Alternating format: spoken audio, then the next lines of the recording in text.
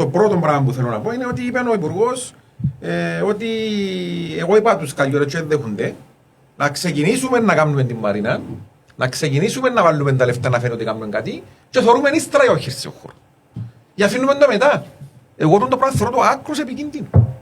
Δηλαδή, να του πω ξεκίνα τώρα μεγάλο στην Μαρίνα και ακούσες εσείς, ξεκίνα κάποιες αναθυμίσεις και θωρούμε. Μα τι σημαίνει θωρούμε. Δώσες και εμπιστοσύνη.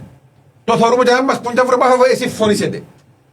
Εμείς έτσι δεν θέλουμε να ξεκινήσεις τα γιάκα του έργου. Εννοείται. Αλλά μετά που είναι να καθορίσουμε ακριβώς τι είναι να γίνει. Δηλαδή το πράγμα και πιέντο και δημόσια είναι και προσβλητικό και άκρως επικίνδυνο το πράγμα.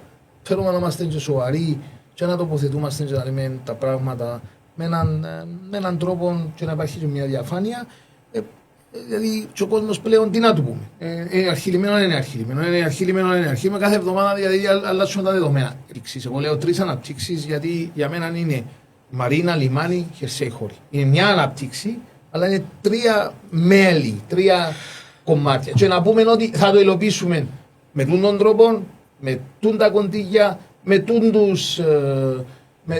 Αν θα είναι και αρχιλημένο ένα κομμάτι της αναπτύξης, να το συζητήσουμε, να δούμε τι προτάσεις υπάρχουν, αλλά το παίζω, ξυπέζω, μπαίνω, φκαίνω, εν τούτον, τούτο δημιουργά εύλογα ερωτήματα τόσο σε εμάς, αλλά όσο και στον κόσμο. Θα κάνουμε την κινητοποίηση μας, να δούμε ένα μήνυμα πρέπει όσο πιο μαζική γίνεται και έτσι καλό τον κόσμο πρέπει να μας βοηθήσει να δούμε ένα ισχυρό μήνυμα ότι ποιον δεν θέλουμε άλλες καθυστερήσεις, ότι ποιον δεν περιμένουμε άλλες υποσχέσεις, ότι δεν θέλουμε άλλες μελέτες, δεν θέλουμε άλλα θα. Θέλουμε μια πρόταση που το 1 ως το 10. Να πάρουμε συγκεκριμένο πλάνο, συγκεκριμένα τρόποι υλοποίησης, συγκεκριμένο χρονοδιάγραμμα.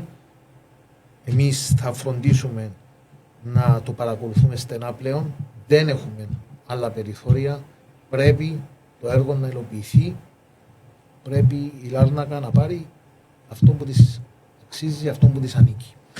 Πάλι ο Υπουργός σύρνει πόντες να μεγαλώσουμε το λιμάνι. Νομίζω και τούτο πρέπει να ξεκαθαρίσω στον Υπουργό. Εμείς θέλουμε την ανάπτυξη του χερσαίου χώρου. Για μας δεν νοείται έργο και δεν ξέρω αν είναι τυχαία η μελέτη του Περτάμι. Πλέον δεν ξέρω αν είναι τυχαία που ήρθαν και έφεραν μας μόνο λιμάνι, μαρίνα χωρίς ανάπτυξη του χερσαίου χώρου. Αν κάποιοι έχουν μες στο νου τους, τουλάχιστον δεν περνά ο Δήμαρχος, ότι να μας κάνουν και το λιμάνι ούλων και τους αποθηκευτικούς χώρους για να φέρνουν υλικά, να φέρνουν πράγματα κτλ. Να το ξιάσουν. Εμείς θέλουμε το καλό του τόπου μας, αλλά θέλουμε και το καλό της πόλης μας.